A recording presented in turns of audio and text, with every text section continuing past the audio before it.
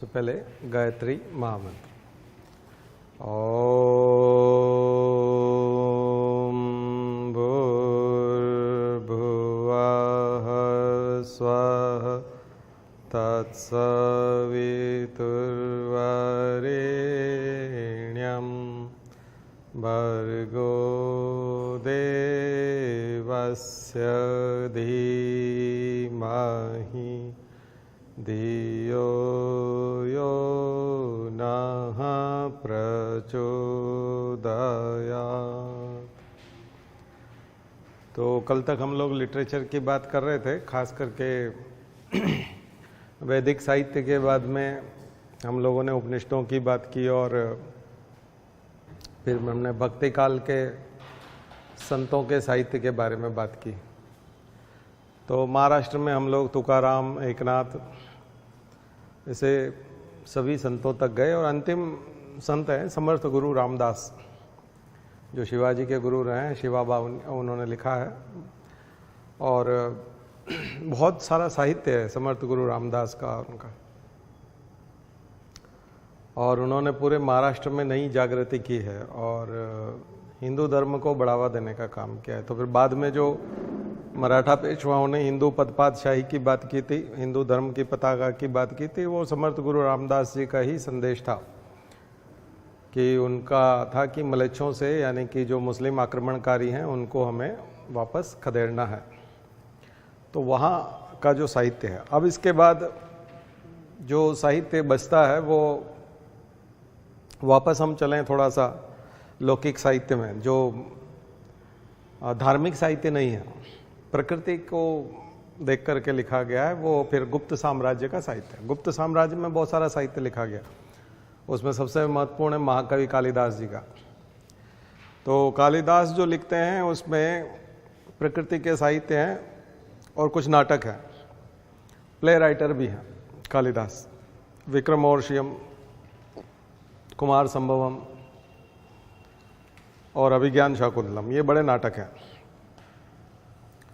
और इसके अलावा ऋतु संहार, रघुवंशम, ये महाकाव्य, ग्रेट एपिक हैं। और मैंने आपको कालिदास के साहित्य के बारे में पहले भी बताया था कि वो भगवान शिव की वंदना से शुरू करते हैं और कैसे उज्जैनी में राजा विक्रमादित्य, मुझे जब इंटरव्यू देने का मौका मिला था यूपीएससी में, कई बार मौका मिला मुझे, लेकिन जो एक इंटरव्यू था मेरा उसमें मुझसे पूछा गया था कि इतिहास में कितने विक्रमादित्य हुए हैं। तो इतिहास में कई विक्रमादित्यों की बात आती है, तो बहुत सारे विक्रमादित्य हैं, लेकिन ये जो उज्जैन के विक्रमादित्य हैं, चंद्रगुप्त सेकंड, गुप्त साम्राज्य के चंद्रगुप्त सेकंड, जिन्हें हम सामान्य तौर पर विक्रमादित्य, यूँ तो राजा भोज को भी विक्रमादित्य की उपाधि मानी गई है, लेकिन हमारे लिए जो विक्रमादित्य हैं जिनके दरबार में नवरत्न थे, वो हैं चंद्रगुप्त सेकंड, और यही विक्रमादित्य के नाम से जाने जाते हैं। विक्रम वेताल की कहानियाँ, सिंहासन 32, वेताल 25, ये सारी चीज़ें इन्हीं के साथ जुड़ी हुई हैं। तो बहुत सारी दंत कथाएँ हैं, फोकलोर्स हैं जो इनके साथ जुड़ी हैं। और इन्हीं के साथ जो नवरत्न जुड़े हैं वो सब इतिहासकार हैं। अमर सिंह है, उन्होंने अमरकोश लिखा है। वराहमीर ने बृहद संहिता लिखी है। यहाँ आपको गुप्त साम्राज्य में अच्छा साहित्य देखने को मिलेगा, लेकिन संस्कृत साहित्य है ज़्यादातर, जो साहित्य वो संस्कृत साहित्य है। और इन सब का आधार पाणिनि का अष्टाध्यायी और वो सब है, ग्रामर। उसी ग्रामर की, तो जो पुष्यमित्र शुंग के यहाँ से मनुस्मृति और याज्ञवल्क्य की स्मृति का जो समय है और पुराणों का जो समय है, तो पुराण जो है आपको गुप्त साम्राज्य तक देखने को मिलेंगे। हर्षवर्धन तक पुराण लिखे गए, कुछ पुराण बाद के भी हैं। अकबर के समय में भी एक पुराण लिखते हुए मिलेंगे आपको। यानी कि जो पुराण हैं हमारे भारत में, माइथोलॉजिकल स्टोरीज की बात आती है, वो वेदों के बाद उत्तर वैदिक काल के भी बाद में पुराण लिखे गए। ठीक है, दशावतार की कल्पना इसी से है। तो एक साइंटिस्ट हैं जो इन दिनों में काफ़ी कुछ मॉडर्न बायोलॉजिकल साइंसेस से जोड़ करके दिखाते हैं कि कैसे ऑन्टोलॉजी रिपीट्स फाइलोजेनी वाली जो बात हम लोग वहाँ करते हैं रिकेपिचुलेशन थ्योरी में, हिकल का, तो यहाँ पर भी फाइलोजेनी को रिपीट करते हुए दिखाते हैं, यानी मत्स्यावतार यानी फिशेस, यानी कि फिशेज हैं जो पानी में रहती हैं, गिल्स से रेस्पिरेशन करती हैं। देन कुर्मावतार यानी टॉर्टोइस, तो वो टॉर्टोइस हो जाता है यानी कि रेप्टाइल। तो एम्फीबियंस एक तरह से एम्फीबियन भी है का एग्जाम्पल भी हो जाता है। अगर नॉर्मल एम्फीबियन की लैंग्वेज देखते हैं तो उसमें यही है कि दोनों में रहता है, जमीन पे भी रहता है, पानी में भी रहता है। तो एक पानी में रहने वाला, एक जमीन पे और पानी में दोनों रहने वाला, और फिर छोटा मैमल वरा अवतार, फिर हायर मैमल नरसिंह अवतार, और फिर आप देखेंगे कि फिर भगवान होते हैं, परशुराम होते हैं, फिर मनुष्य आएगा, और फिर राम आएंगे, और फिर कृष्ण आएंगे, और फिर बुद्ध, और फिर कल्कि, ऐसा करके 10 अवतार की कल्पना होती है। लेकिन ये जो अवतारों का जो सीक्वेंस है, ये क्रोनोलॉजी है, ये एक तरह का इवोल्यूशन है। एनिमल्स का भी इवोल्यूशन इसी सीक्वेंस में हुआ है। तो कहीं ऐसा तो नहीं कि कोई राइटर जो है अपने पुराणों के माध्यम से जो ऑर्गेनिक इवोल्यूशन, डार्विन का ओरिजिन ऑफ स्पीशीज है, वही समझाने की कोशिश कर रहा है, और हम लोगों को लगा कि ये भगवान के ही अवतार हैं। वैसे भी प्रत्येक जीव में भगवान माना गया है, ईश्वर माना गया है। नॉन ड्यूअलिज्म के हिसाब से, तो वेदांत के हिसाब से तो सभी जीवों में एक ही आत्मा है। तो कहीं यही शुरुआत तो नहीं थी, तो फिर बाद में हमने उसे अवतार मान लिए और वो सब कर लिया। तो बहुत सारे मत हैं, लेकिन एक मैंने सीक्वेंस बताया, सीक्वेंस बड़ा प्रॉपर है, उल्टा सीधा नहीं है। यानी रेप्टाइल को एम्फीबियन के इधर या फिशेस के इधर नहीं लाया गया है, मेमल्स को पहले नहीं लाया गया। तो सीक्वेंस बहुत प्रॉपर है। तो ये पुराण जो है, आपको 10 पुराण याद रखना चाहिए। कई बार पुराणों में मतभेद है कि 18 पुराण हैं, कोई लोग बोलते हैं कि 20 पुराण हैं, कुछ 50 पुराण भी बताते हैं। तरह तरह के मत हैं, वो सब इतिहास में हमें नहीं जाना है। इसके अलावा बहुत सारी सेक्युलर बुक्स हैं जो एस्ट्रोनॉमी के ऊपर हैं। आर्यभट्ट की है, आर्यभट्टियम। इसके अलावा भास्कराचार्य की लीलावती मैथ्स की बुक है। फिजिक्स के बारे में कणाद वाला आपको बताया था, फिजिक्स के बारे में लिखा गया है, अणु परमाणुओं के बारे में लिखा गया है। इसके ऐसी बहुत सारी चीज़ें हैं। इसके अलावा और लोक कला के नाटक हैं, जैसे भास का है, स्वप्न वासव दत्ता है, भास ने लिखा है। और ऐसे ही भट्टी का रावणवध है। और यहाँ आपको बहुत सारे लोग मिलेंगे, लेकिन साथ साथ एक बौद्ध साहित्य भी पनप रहा है। तो सबसे इंपॉर्टेंट बौद्ध साहित्य यहाँ आता है मिलिंद पन्नो, मिलिंद के क्वेश्चंस ऑफ मिनेंडर। तो मिनेंडर जो है, मिलिंद, वो क्वेश्चन करता है बौद्ध भिक्षु नागसेन के से। तो बौद्ध भिक्षु नागसेन से वो क्वेश्चन करता है, नागसेन फिर उनके उत्तर देते हैं। उस साहित्य का नाम है मिलिंद पन्नो, मिलिंद के क्वेश्चंस। तो उसमें बौद्ध धर्म की बहुत सारी जानकारियां वो बताते हैं। इसी बीच में आप जानते हैं कि धीरे धीरे विक्रमशिला और तक्षशिला, ये सब हमारे यहाँ के नालंदा, ये सब विश्वविद्यालय पनपे हैं, और यहाँ पर बहुत ज़्यादा विकास हुआ है साहित्य का। तो बौद्ध धर्म के साहित्य का बहुत विकास हुआ है, पाली भाषा में बहुत विकास हुआ है।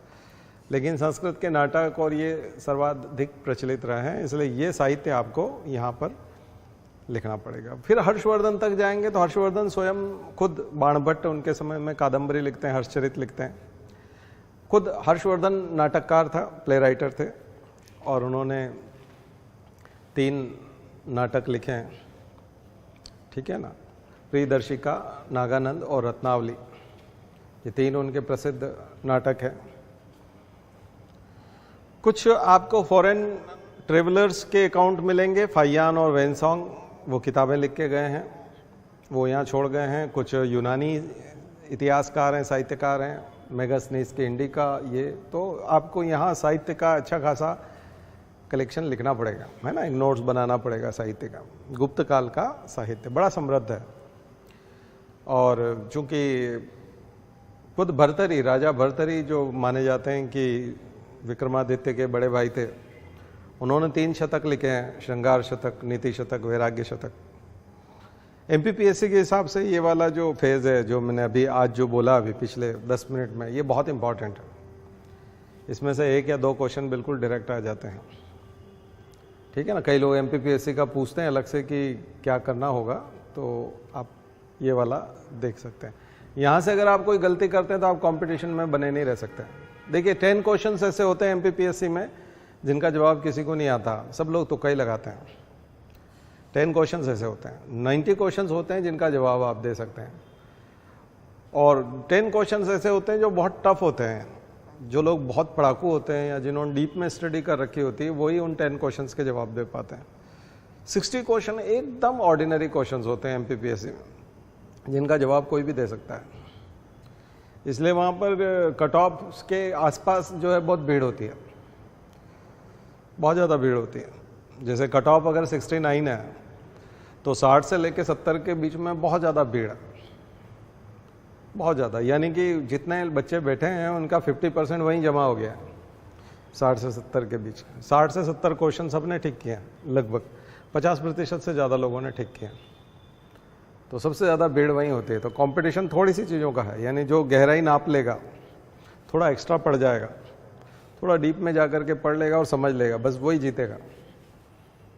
बाकी तो आप वहाँ तक तो पहुँचेंगे ही, साधारण सी चीज़ है,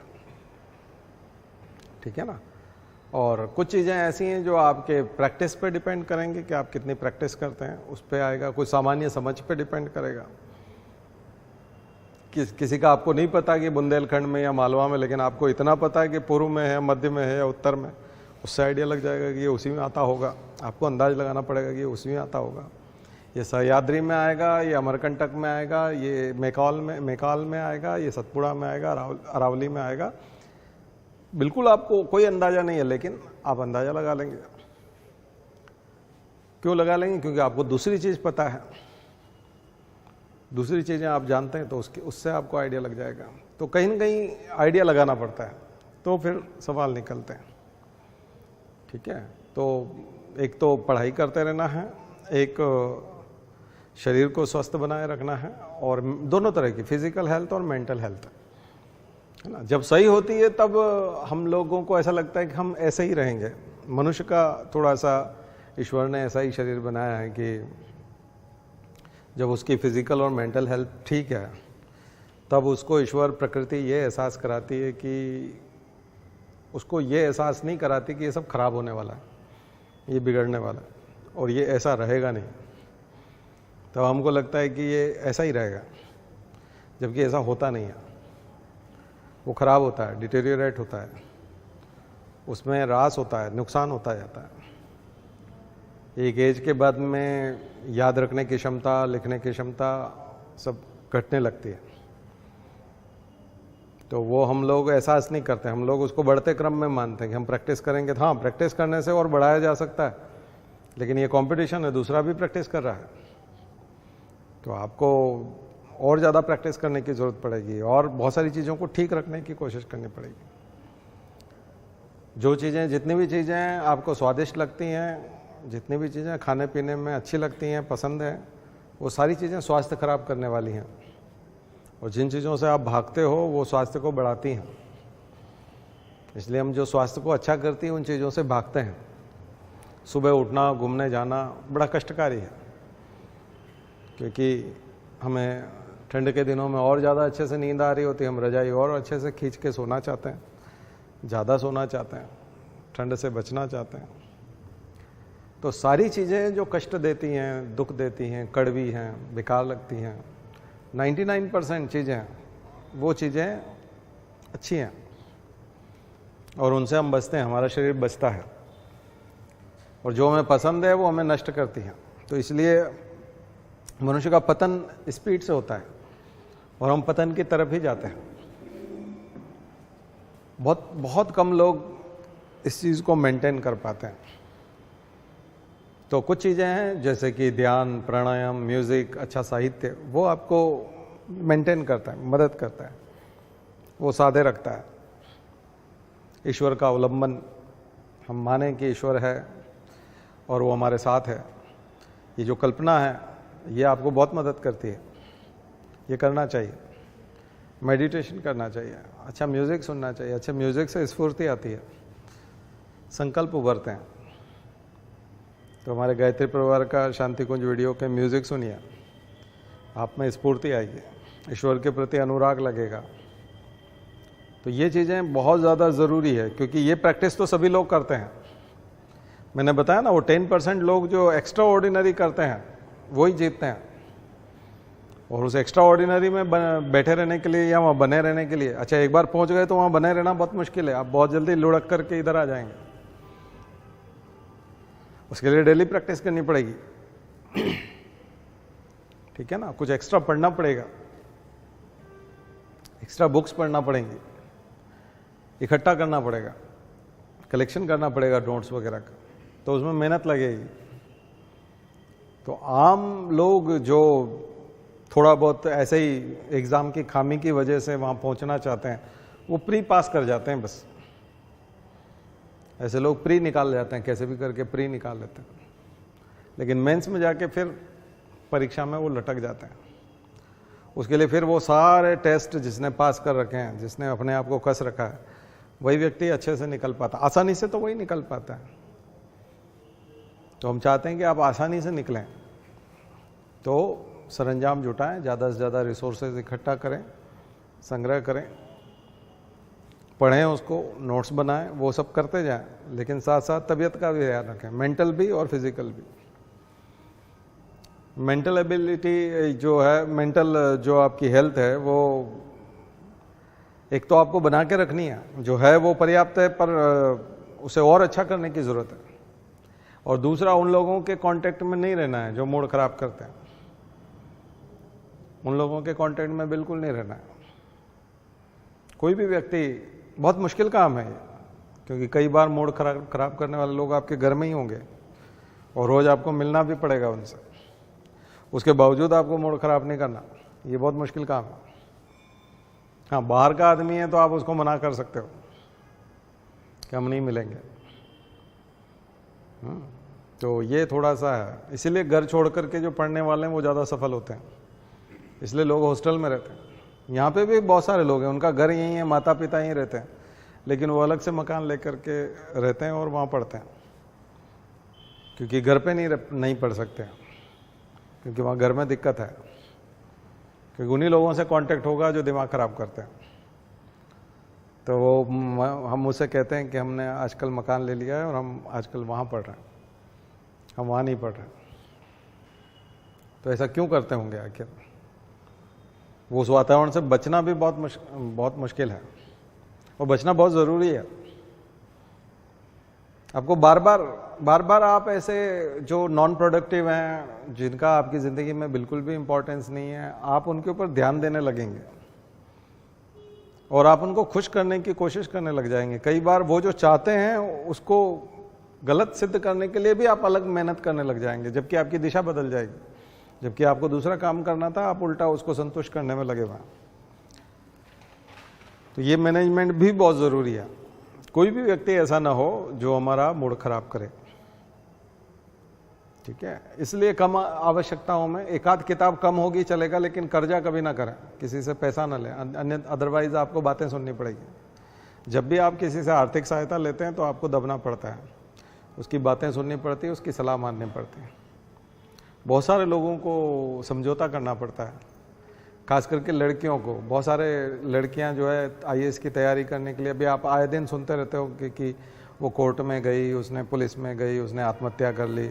वो लिव इन में रहने लग जाती हैं किसी के साथ, क्योंकि वो उसकी किताबों का खर्चा देते हैं, कोचिंग का खर्चा देते हैं, तो किसी के साथ लिव इन में रहने लगे। बाद में वो सुसाइड कर रहे हैं, तो आप IAS बनने के बजाय सुसाइड की तरफ चले गए, शमशान पहुँच गए। आपको लबासना जाना था, शमशान पहुँच गए। बुरी स्थिति हो जाती है। तो इसलिए आपका कम में काम चल जाएगा, कम किताबें होंगी काम चल जाएगा। मोबाइल अच्छा नहीं होगा, ख़राब होगा तो भी काम चल जाएगा, थोड़ा हल्की क्वालिटी का होगा तो भी चलेगा। एप्पल का आईफोन ज़रूरी नहीं है, लेकिन इस प्रकार का आपने तोता पाल लिया, आपने कुछ खतरनाक चीज़, तो फिर आपकी पढ़ाई वैसे भी नहीं होनी, क्योंकि उसके बाद समस्या खड़ी हो जाएगी।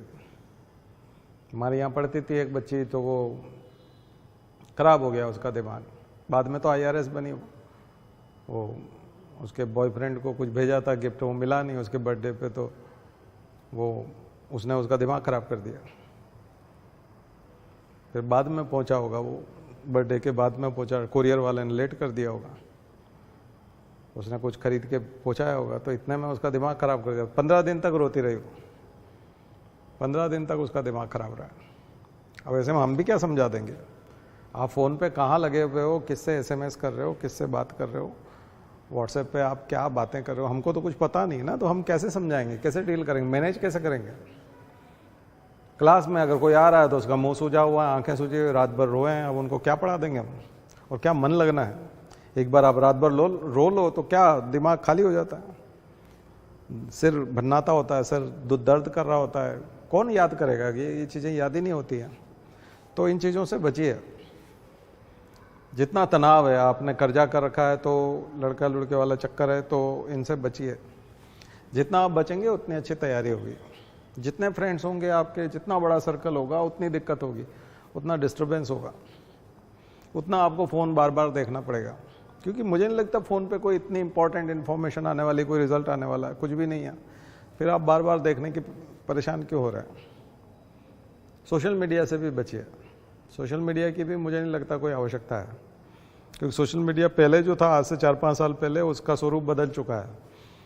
अब वो केवल उस पर रील है और तमाम प्रकार की दूसरी इन्फॉर्मेशन है जो एडिक्शन लाती है और आपको बिजी करती है, और एक बार आप उसमें उलझ गए, कब 1 घंटा निकल जाएगा पता ही नहीं चलेगा। तो ये मैसेज मैंने बीच में इसलिए दिया है क्योंकि मैं जिस कठिन पढ़ाई की बात कर रहा हूँ उसमें रोड़ा बहुत है, बीच में दिक्कतें बहुत हैं, तो वो हटाना भी ज़रूरी है। ठीक है, अगर मान लीजिए आप जिस बर्तन में दूध लेना चाहते हैं उसमें गंदगी लगी, तो सबसे पहले तो हम वो साफ़ करेंगे ना, फिर ही तो उसमें दूध डालेंगे, तब जा करके वो, नहीं तो ख़राब ही हो जाएगा। तो दोनों काम साथ साथ करते रहना पड़ेगा। अंदर हम कुछ भरना चाहते हैं तो उससे पहले सफाई भी बहुत ज़रूरी है, शुद्धता भी बहुत ज़रूरी है। तो ये चीज़ें करिए, मुझे लगता है जल्दी रिजल्ट आ जाएगा। अगर ये सब समस्या नहीं है तो 1 साल में रिजल्ट आ सकता है, क्योंकि इतना बड़ा सिलेबस नहीं है। ठीक है ना, हमको तो लगता है ना कि सिलेबस छोटा है, इससे ज़्यादा होना चाहिए। अभी और सिलेबस की ज़रूरत है, क्योंकि बिल्कुल ही बहुत ही कम पूछा जाता है।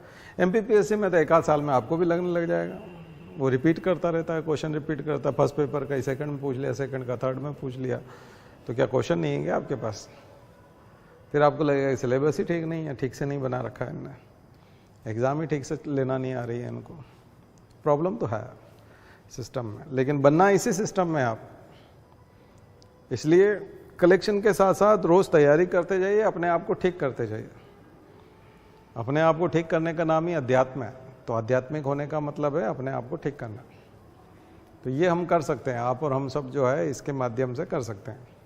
और गायत्री साधना की जो हम बात आपको बार बार कहते हैं, उसका नाम पूजा पाठ नहीं है, अपने बारे में विचार करने का नाम ही साधना है। खुद के बारे में विचार करना है कि हम कहाँ तक भटक चुके हैं, कितना परेशान हो चुके हैं, कहाँ अटक रहे हैं, दिक्कत कहाँ आ रही है, प्रॉब्लम कहाँ है, और उस प्रॉब्लम को दूर कैसे करना है। यही तो ध्यान करना है, और क्या ध्यान करना है। तो ये चीज़ हो जाएगी, और फिर याददाश्त भी अच्छी हो जाती है, क्योंकि फालतू की चीज़ें गायब हो जाती है, तो फिर जो भी हम याद करते हैं वो लंबे समय तक रहते हैं। और मेंस में तो चूंकि एनालिटिकल आपको लिखना है, तो प्रीलिम्स में आप जितना मैटर तैयार करेंगे उसी को जोड़ने का काम ही तो मेंस है, तो वो साथ साथ चलेगा। नहीं तो आप अलग अलग तैयारी करने लग जाएंगे, अभी केवल फैक्ट्स इकट्ठे करने में लग जाएंगे। ठीक है, फैक्ट्स जल्दी हो जाते हैं। आपने देखा होगा प्रतियोगिता दर्पण एक पूरा मैगजीन देता है, फिर 2 पेज में सारा सार संक्षेप देता है, उसमें सार संग्रह होता है उसका। पूरी किताब का क्वेश्चन बनाया हुआ होता है उसने, और मुश्किल से 60 या 70 क्वेश्चन बना रखे उसमें पूरी किताब के क्वेश्चन आ गए। आप वो 2 पेज करके भी पूरी बुक का आनंद ले सकते हैं। और ऐसे 12 महीने के कर लेंगे तो मुझे लगता है एक सारा करंट अफेयर्स हो गया, लगभग 90% करंट अफेयर्स हो गया, यानी 24 पेज में। तो आप प्रतियोगिता दर्पण खरीदें तो 2 पेज निकालें जो स्मरणीय तथ्य लिखे हुए हैं, रेडी रिकॉर्नर टाइप होते हैं, जैसे इंग्लिश मैगजीन में रेडी रिकॉर्नर होता है ना, वैसे स्मरणीय तथ्य याद रखने लायक, वो 2 पेज हैं, उनको फाड़ लें और उन्हीं को अंडरलाइन करके पढ़ें और बार बार पढ़ें। आपका 90% 75% तो हो ही जाएगा करंट अफेयर्स। उसमें सारे रिकॉर्ड्स आ जाएंगे, टेनिस के रिकॉर्ड्स आ जाएंगे और फुटबॉल के रिजल्ट्स आ जाएंगे, वर्ल्ड कप के आ जाएंगे, दूसरे बैडमिंटन के आ जाएंगे। फिर आपको लोकल प्लेयर्स स्टेट वाइज दिए हुए हैं, स्टेट वाइज गेम्स और उसका भी दिया हुआ है, वो भी आप कर सकते हैं। तो मध्य प्रदेश स्टेट के लिए आप रोजगार निर्माण को सिलेक्ट कर सकते हैं। रोजगार निर्माण से ही तमाम मैगजीन और दूसरे लोग बनाते हैं, रोजगार निर्माण से बनाते हैं।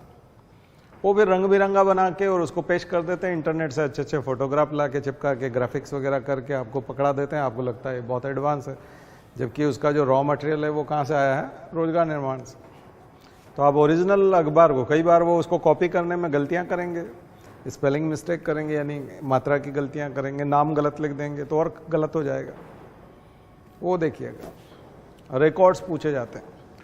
मध्य प्रदेश सरकार के अपने आप के डॉक्यूमेंट हैं, mpinfo.org पे जो इन्फॉर्मेशन है वो बहुत इंपॉर्टेंट है। तो चूंकि अभी MPPSC आ रहा है दिसंबर में, तो बहुत सारे लोग पूछते हैं कि इसके साथ साथ MPPSC की तैयारी कैसे करें हम लोग।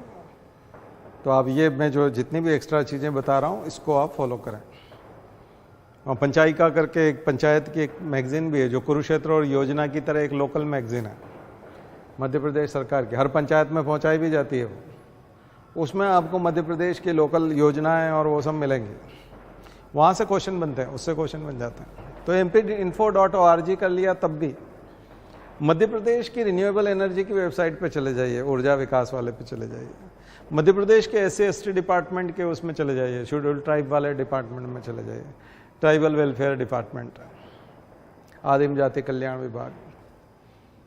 ऐसे ही आप मध्य प्रदेश के पंचायत विभाग पे चले जाइए, तो एक एक विभाग की, मध्य प्रदेश के एक एक डिपार्टमेंट की वेबसाइट बनी हुई है, हिंदी में भी इंग्लिश में भी।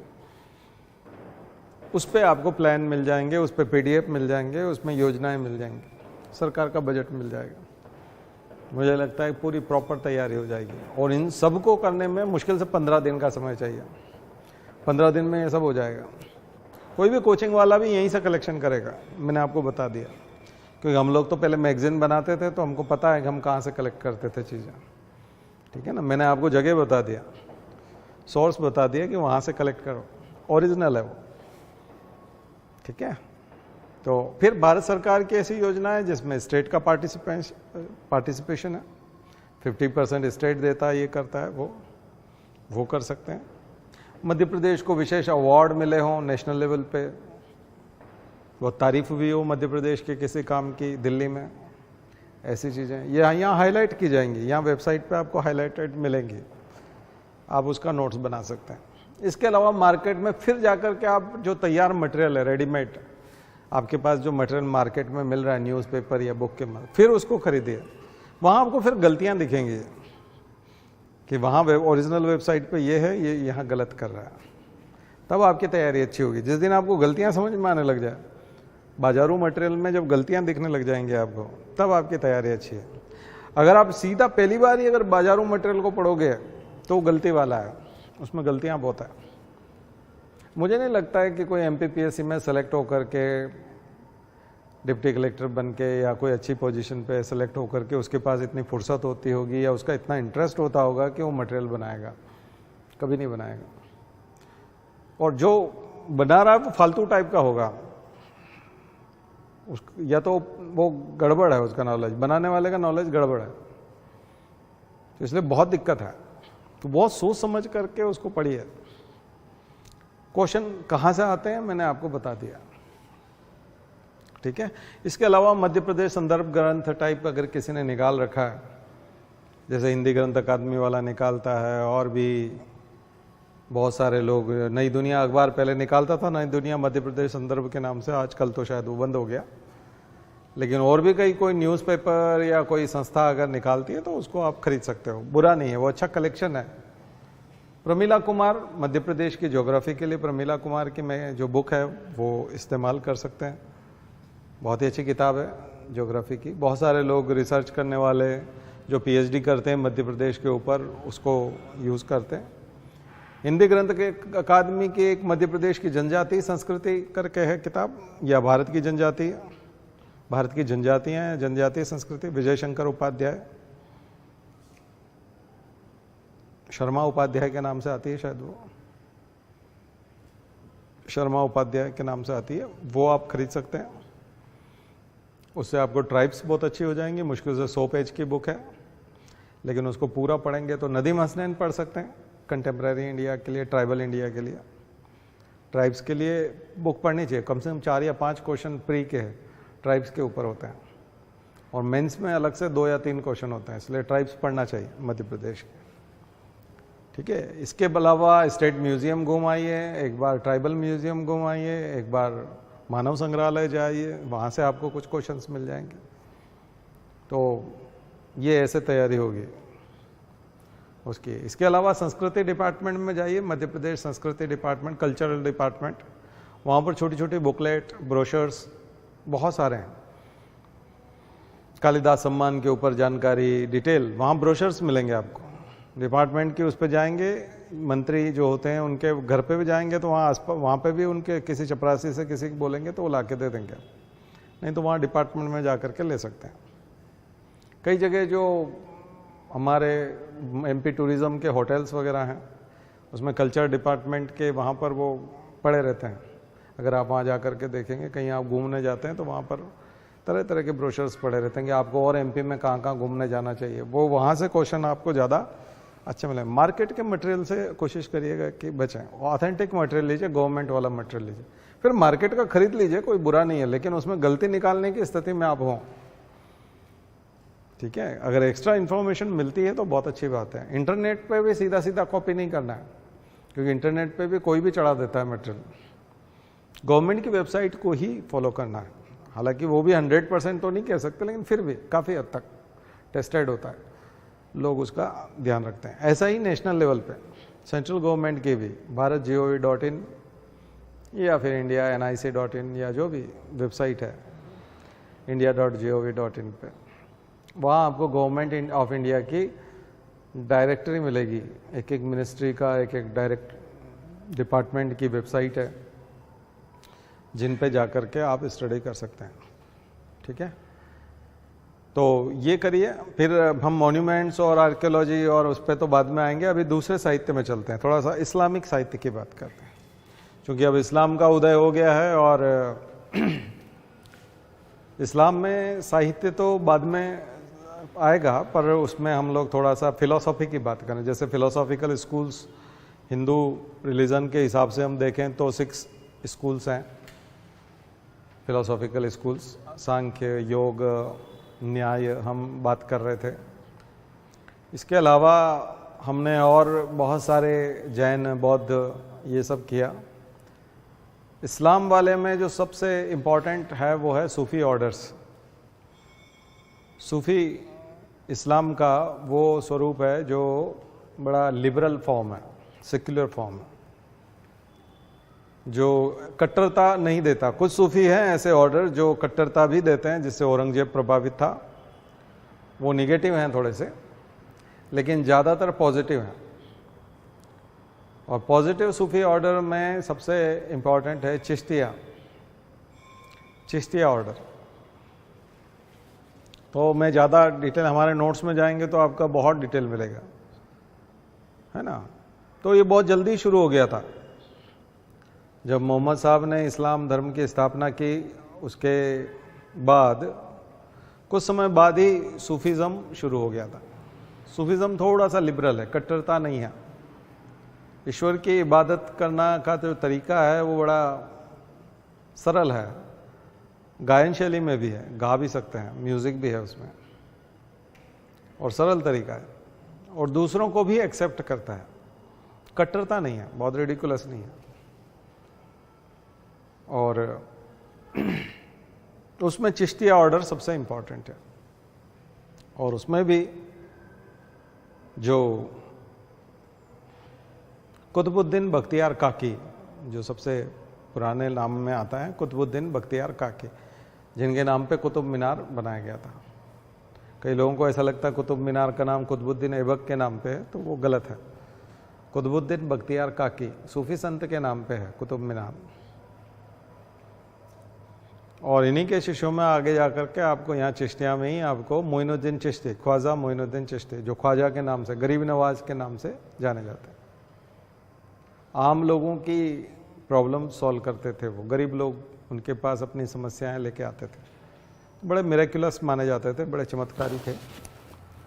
तो चमत्कारी कैसे रहे होंगे, क्या रहे होंगे, हम लोग तो चूंकि साइंस के हैं स्टूडेंट तो बहुत ज़्यादा विश्वास नहीं करते, लेकिन हमारी मान्यता ये है कि जैसे मैंने भी बहुत सारे लोगों की समस्याएं सुनी, 22,000 लोगों की समस्याएं सुनी, तो ये देखा कि हमने 5,000 6,000 लोगों की समस्या सॉल्व की होगी, बाकी लोगों की समस्याएं अपने आप ही सॉल्व हो जाती हैं, एक समय के बाद अपने आप हो जाते हैं।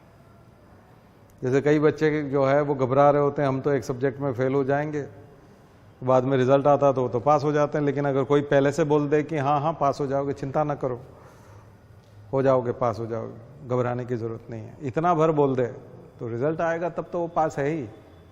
लेकिन इतना बोलने से भी वो कृपा मानने लगता है, उसको लगता है कि ये इन्हीं की कृपा से हुआ है। तो इसलिए समस्याएं सुनने से फ़ायदा ही होता है, आपको क्रेडिट मिलता है। अगर आप समस्याएं सुनेंगे तो कई बार आप देखोगे कि कोई तहसीलदार काम नहीं कर रहा है, आप कलेक्टर हो, आपके साथ वो प्रॉब्लम लेके आया, तो तहसीलदार उस काम को 1 या 2 दिन में करने ही वाला था, और वो आदमी परेशान होकर के आपके पास आ गया। आपने कह दिया नहीं हम बोल देंगे, आप कई बार नहीं भी बोलोगे तब भी वो काम अपने आप हो जाएगा। वो बोलेगा अरे सर आपने बोल दिया होगा तभी ये काम हो गया, देखो आपकी बहुत बहुत कृपा है, आपको थैंक यू बोलने आ जाएगा, आपको लगेगा मैंने तो बोला नहीं।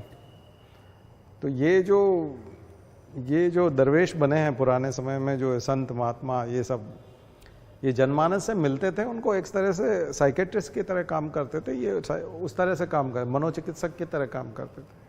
ये मिलकर के उनको हल्का करते थे, उनकी प्रॉब्लम को सुनते थे, उनके दर्द को सुना देना या सुन लेना ये भी अपने आप में एक थेरेपी है। कोई साझा करने वाला तो हो, कई बार आदमी स्वयं ही कर लेता है, स्वयं उठ खड़ा होता है। तो मुझे लगता है कि ये जो जितने भी वाकई में मिरेकुलस कुछ नहीं होता, चमत्कार नहीं होते, ध्यान रखिए, चमत्कार होता ही नहीं है। साइंस वाला तो कतई नहीं मानेगा, क्योंकि वो पॉसिबल ही नहीं है। हाँ, श्रद्धा विश्वास के बल पे बहुत कुछ हो सकता है। अगर आपकी श्रद्धा है और आपका विश्वास है तो उसके बलबूते आप बहुत कुछ कर जाते हैं। आपको लगता है यहाँ कब्रिस्तान है, शमशान है, रात के 12 बजे हैं और आपकी हिम्मत नहीं है, आप तो लौट जाना चाहते हैं, लेकिन अगर आप हनुमान चालीसा पढ़ने लग जाएं तो ऐसा लगता है कि हनुमान जी मेरे साथ हैं और मैं यहाँ से निकल भागूंगा और मुझे कुछ नहीं होगा। और आप रात को 12 बजे भी शमशान या कब्रिस्तान क्रॉस कर जाएंगे, क्योंकि आपने हनुमान जी में श्रद्धा और विश्वास जगाया है और उनकी शक्ति को महसूस किया है। तो जब हम महसूस करते हैं शक्ति को तो हमें ताकत मिलती भी है। प्रार्थना की शक्ति में गजब की ताकत है, उसमें गजब के चमत्कार हैं, तो वही चमत्कार के रूप में लौट करके आता है। तो मुझे लगता है यही शक्ति का प्रयोग जो है हिंदू दरवेश, मुसलमान दरवेश करते होंगे और उन लोगों ने यही सब किया होगा। तो उसी के माध्यम से इतने सारे लोगों का जन समर्थन, फिर उनके मरने पर लोगों को लगता है कि इनको दफना दें और इनकी मजार पर, इनके दरगाह पर हम अगर मत्था टेकेंगे तो हमारी प्रॉब्लम सॉल्व हो जाएगी। तो वो भी ठीक वैसा ही काम करते थे जैसा वो जीवित रहते हुए होता था, क्योंकि होता तो सब अपने आप ही था, किसी के करने से तो बहुत कम होता है। तो यहाँ आपको बहुत ज़्यादा उसमें इस तरह से चमत्कारिक शक्तियों की तरफ नहीं जाना है, लेकिन पढ़ना जरूर है उनको कि कौन कैसा व्यक्ति था और किसका क्षेत्र व्यापक था। तो ख्वाजा मोइनुद्दीन चिश्ती जो थे, उनको अकबर ने 10 यात्राएं की थी उनके दरगाह की, और बहुत सारे लोग उनको मानते थे, हिंदू मुसलमान सब मानते थे। हिंदू भी समान रूप से उनकी दरगाह पे जाते थे। दरगाह तो बाद में बनी है, पहले उनके पास स्वयं के पास जाते थे, बाद में दरगाह पे भी खूब लोग जाते हैं। आज भी आप देखेंगे कि अजमेर में हिंदू राजा के नाम पे अजमेर पड़ा हुआ है, अजय मेरू, राजा अजय सिंह के नाम पे। ऊपर पुष्कर तीर्थ है, अजमेर के ऊपर पुष्कर है, लेकिन वहाँ पर लोग कम जाते हैं, अजमेर में ख्वाजा के यहाँ ज़्यादा जाते हैं। तो अजमेर को ख्वाजा के लिए जाना जाता है, गरीब नवाज के लिए जाना जाता है। ठीक है, ऐसे ही शेख सलीम चिश्ती, जिनका नाम अकबर के साथ जुड़ा हुआ है, चिश्ती संप्रदाय में दूसरे बहुत इंपॉर्टेंट व्यक्ति हैं, सलीम चिश्ती। तो ये जो सलीम चिश्ती थे, ये अकबर के गुरु कह सकते हैं। अकबर इन्हीं के खानकाह में जाते थे, खानकाह मतलब आश्रम। ये गुफा थी फतेहपुर सीकरी के वहाँ पर, जिसमें वो रहते थे। वहीं पे उन्होंने अपनी फिर राजधानी बनाई, आगरा से राजधानी को अकबर वहाँ ले गया और उन्होंने शेख सलीम चिश्ती की शागिर्दगी में उनके चेले बन कर के ही पूरा उनके ऊपर विश्वास किया और उसी वजह से उनको जो संतान प्राप्त हुई थी उसमें उसका नाम सलीम रखा था, उन्हीं के नाम पे सलीम नाम उसने रखा था। तो शेख सलीम चिश्ती, उनकी दरगाह अभी भी जब आप बुलंद दरवाज़ा से अंदर जाते हैं तो गेट में फतेहपुर सीकरी में बनी हुई है, जामा मस्जिद के बाहर उनकी दरगाह बनी है शेख सलीम चिश्ती की। काफ़ी बड़ा नाम है पुराने लोगों में। बहुत बड़ा नाम एक और है निज़ामुद्दीन औलिया, जो आपको बताया था पहले भी, पुराने लेक्चर हमारे सुनोगे तो उसमें और हमने इस ऑर्डर के बारे में और अच्छे से सिलसिलेवार बता रखा है। अभी तो मैं थोड़ा सा रैंडम बता रहा हूँ। निज़ामुद्दीन औलिया, हज़रत निज़ामुद्दीन रेलवे स्टेशन आप जानते हैं, वही हज़रत निज़ामुद्दीन जिनकी दरगाह के नाम पर रेलवे स्टेशन का नाम है, और वो एरिया पूरा निज़ामुद्दीन एरिया कहलाता है दिल्ली में। उनका बड़ा नाम था, वो भी इसी तरह से काफ़ी लिबरल और सेक्युलर और हिंदू संतों को मानते थे। अधिकांश लोग हिंदू संतों को मानते थे। अधिकांश लोग ऐसा मानते थे कि हिमालय में बैठे हुए ऋषि मुनि हमारा मार्गदर्शन करते हैं और बहुत ज्ञानवान लोग हैं। उपनिषदों को लगभग सभी लोग मानते थे, वेदांत को सभी मानते थे, भगवत गीता को सभी पढ़ते थे, और सभी हिंदू जो संत थे, दरवेश थे, उनका स्वागत करते थे, प्रणाम करते थे। अधिकांश जो ये चिश्ती संप्रदाय के जो अधिकांश सूफी संत हैं, ये सब सेक्युलर हैं, हिंदू धर्म को अलग नहीं मानते और एकेश्वरवाद में विश्वास रखते हैं, वेदांत को मानते हैं और अद्वैतवाद की बात करते हैं। शंकराचार्य जी ने जैसे बताया था कि दूसरा कोई नहीं है, एक ही है, वैसे ही बात करते हैं। उसके लिए अल्लाह हु शब्द यूज करते हैं। हु का मतलब अद्वैत, और कोई दूसरा नहीं है। उनके भजन भी यही है, ठीक है। दूसरा संप्रदाय है सूरावर्दी संप्रदाय, सूरावर्दी ऑर्डर। तो ये जो स्कूल है सूरावर्दी, ये थोड़ा सा उल्टा है, चिश्तिया का उल्टा है। ये फकीरों को पसंद नहीं करते, ये खानकाह में नहीं रहते, ये राजसी ठाट बाट से रहते हैं, सुल्तानों से, बादशाहों से मिलना भी पसंद करते हैं, उनसे चंदा लेना, उनसे सहायता लेना, वो भी उनको अच्छा लगता है। तो थोड़ा सा दूसरे हैं। और इसी ग्रुप के जो लोग हैं वो औरंगजेब को भ्रमित करते हैं कि आप जजिया लगाइए, हिंदू धर्म के खिलाफ एक तरह का हमको अभियान चलाना चाहिए, और काफिरों को सजा देनी चाहिए, कठोर से कठोर सजा। काफिर मतलब मूर्ति परस्त लोग, बुत परस्त लोग जो मूर्ति की पूजा करते हैं, उन्हें काफिर कहा जाता था। तो काफिरों के प्रति कठोर बनिए।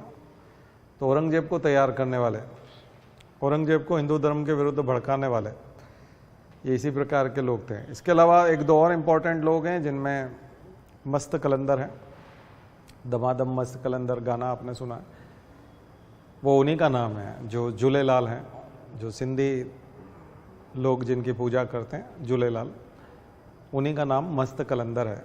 तो उनकी दरगाह है, पाकिस्तान में है, अभी सिंध प्रांत में, मस्त कलंदर। तो वो भी बड़े सूफी संत हैं। इसके अलावा बुल्ले शाह हैं, बुलैया जिनको कहा जाता है। अरिजीत सिंह का गाना देखा होगा आपने, बुलैया। तो ये बुलैया नाम से जिनको बुलाया जाता है, बुल्ले शाह के नाम से जो गाने होते हैं, तो चाहे वो कैलाश खेर के हों, चाहे वो अरिजीत सिंह के हों, इनके जो गाने हैं वो बुल्ले शाह के नाम से हैं। तो मैंने इम्पोर्टेंट सूफी संत जो हैं वो ये बताए हैं आपको, ठीक है। इसके अलावा एक और बहुत इम्पोर्टेंट संत हैं जो है अमीर खुसरो। अमीर खुसरो संत भी हैं, दरबारी भी हैं।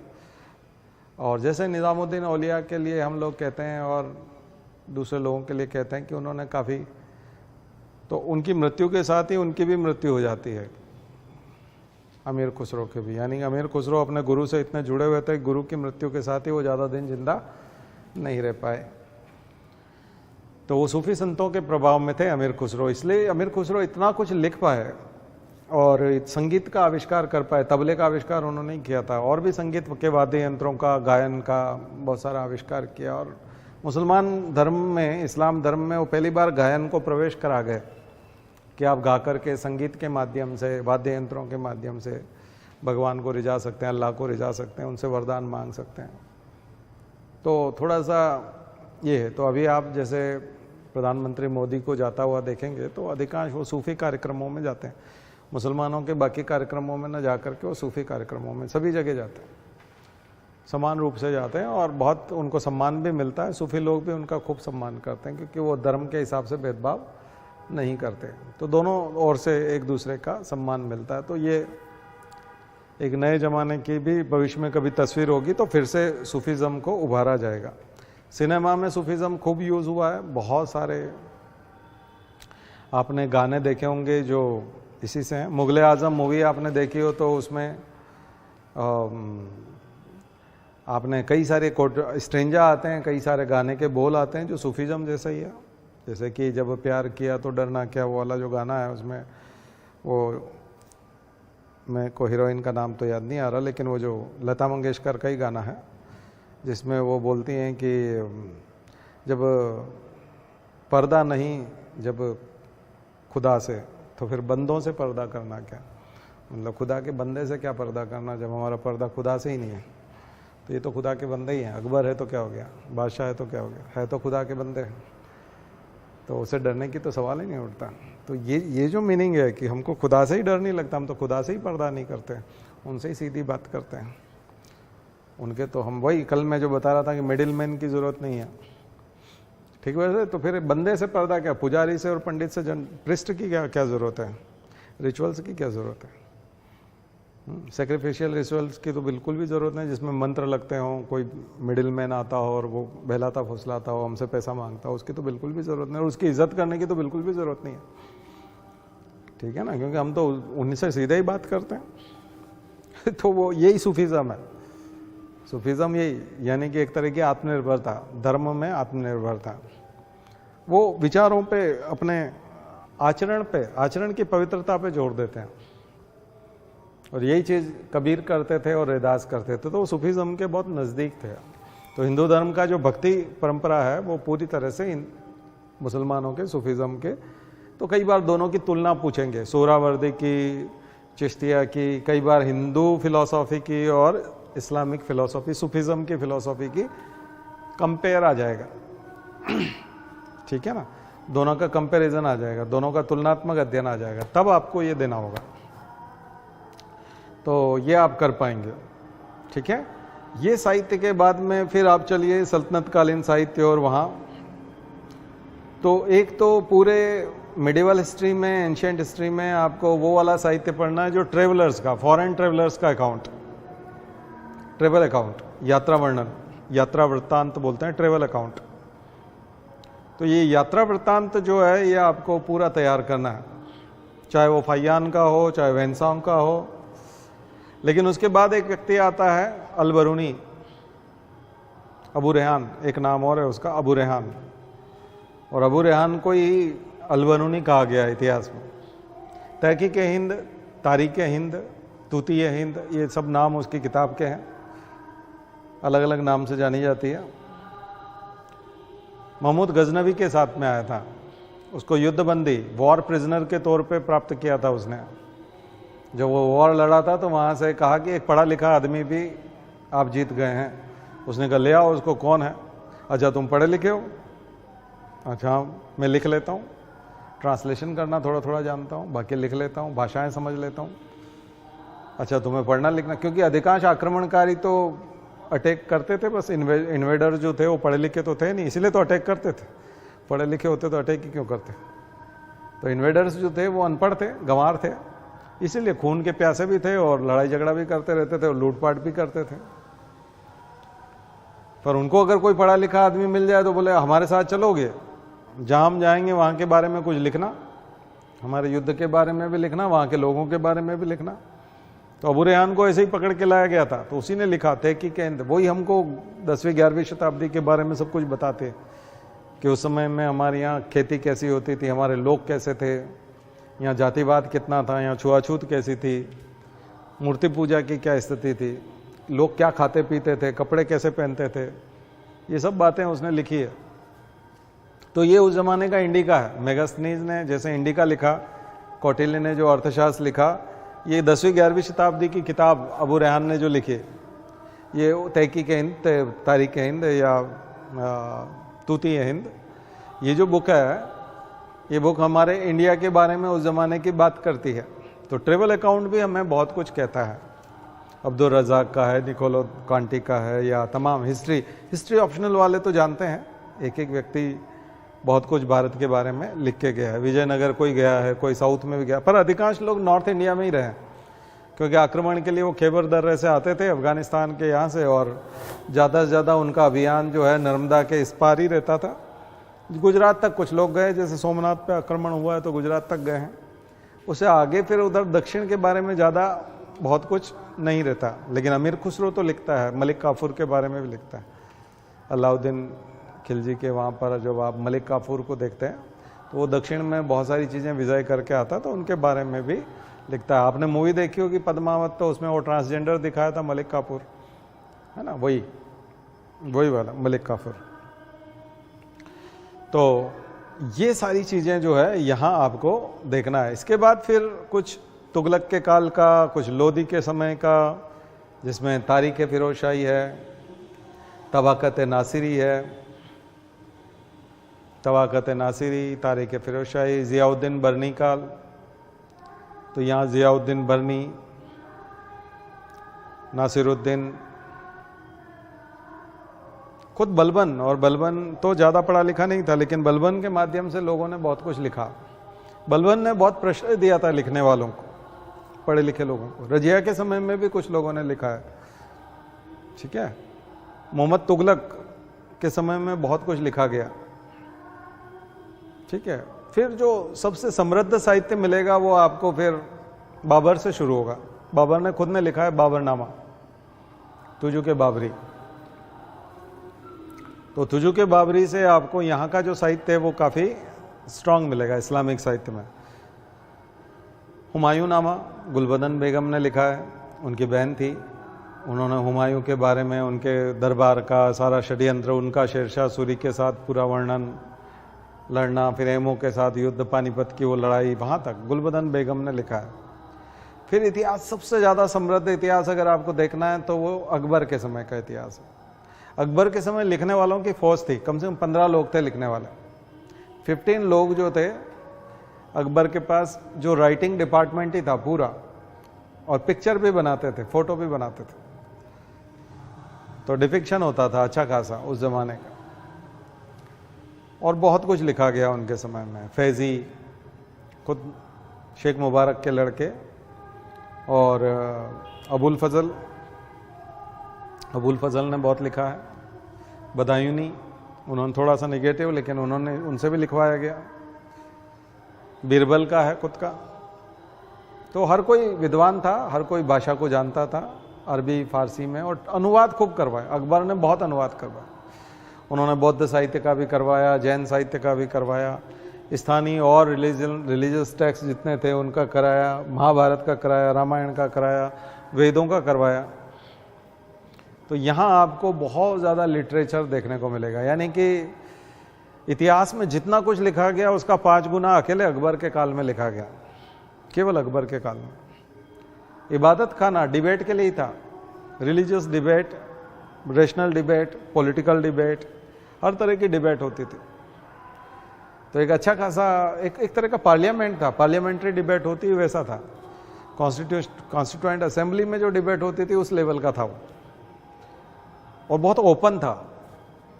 उसके लिए पूरा डिपार्टमेंट, लोग, रजिस्ट्रेशन, जो विद्वान आएगा, एलिट कोई भी होगा, यानी कि कोई भी इंटेलेक्चुअल आएगा, तो वो उसका नाम वाम नोट करना, फिर बादशाह से उसकी भेंट करवाना, फिर पूरी डिबेट, फिर उसका क्रॉस करवाना दूसरे से, क्या ये सही है, क्या ऐसा पॉसिबल है।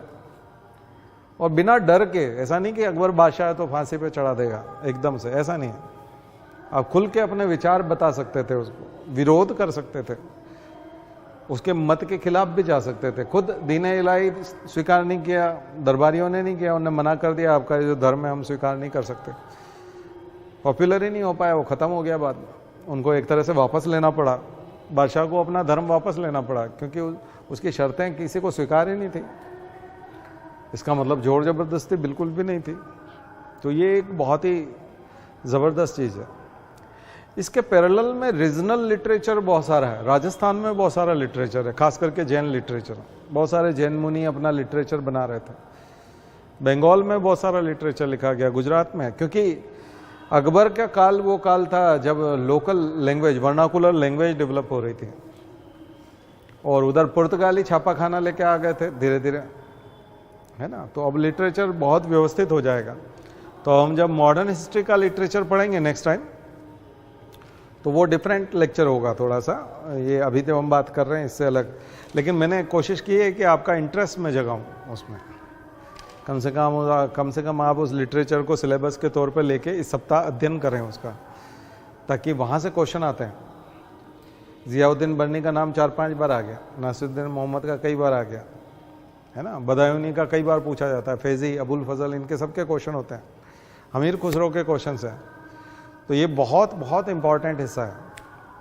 जहांगीर के समय में भी लेखन ने, चित्रकला ने, इनने बहुत ज़्यादा प्रगति की थी। शाहजहां के समय में तो फिर ज़्यादा से ज़्यादा चीज़ें जहां आरा बेगम और दारा शिकोह पे ही डिपेंड करती है सारा का सारा।